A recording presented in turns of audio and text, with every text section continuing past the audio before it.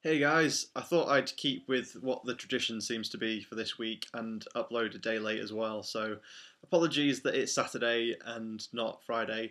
But this week I've been reading Invisible Monsters. I haven't actually quite finished reading it yet, but I've read it many times before. And what's different about this one is it's the remix edition of the book. And basically, what this is, it's a kind of director's cut version of the book. It's the it's what basically Chuck Palahniuk wanted the book to be when he first wrote it. And what's really interesting about it is it's not a regular chapter one, chapter two, chapter three kind of book. It's like one of those adventure books that you used to read when you were a kid, or like a magazine where you read chapter two and then it gets you to move on to chapter 36, and then after you've done that you jump back to chapter three, and it's really really interesting for that. um, it's a book basically about a model, and it's really hard to describe the plot of this book because it's so like twisty and turny, and there's so many different reveals in the book. It's really hard to try and tell you what it's about without ruining any sort of awesome like plot twists. So what I will say, it's about a supermodel, and she has an accident. And because of this accident, she becomes severely disfigured. And while she's in the hospital doing rehabilitation, she meets someone, and this someone takes her on this massive adventure and all across the country, in America basically. And it's not sort of a good adventure as well, which is really really interesting. Uh, what I really liked about this edition of the book is, as I say, it's the original one that Chuck Palahniuk wanted to write and wanted to be published.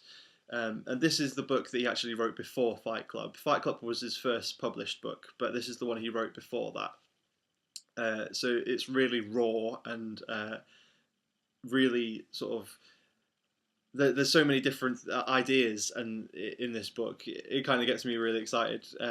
Just the little quotes that are in there, like when did the future change from becoming a promise to becoming a threat, and different motifs throughout the book that are just really really great, and it's why Paul Nick is such a great author.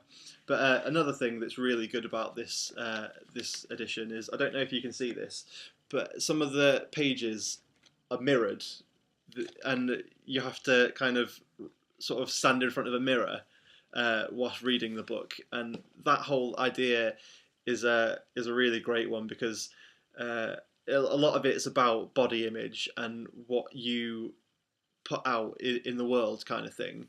And the fact that you're reading this book looking at your own sort of reflection, it was a really clever idea, I think. Yeah, I would definitely say it's one of my favourite books of all time. I love Paul Nick as an author, and this is definitely one of his best books.